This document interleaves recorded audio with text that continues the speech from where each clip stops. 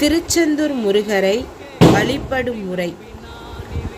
நம்ம முதல்ல இந்த நாளிக்கிணறில் நீராடிவிட்டு பின்பு கடலில் குளித்துவிட்டு இந்த கோவிலை நிறுவிய 3 சித்தர்களின் ஜீவசமாதி திருச்செந்தூர் பேருந்து நிலையம் அருகாமையில் மூவர் சமாதி என்ற பெயரில் அமைந்துள்ளது.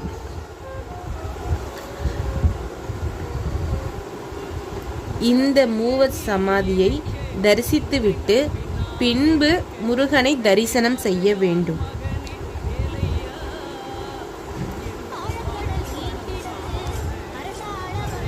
இவ்வாறு திருச்செந்தூர் முருகனை தரிசனம் செய்ய வேண்டும்.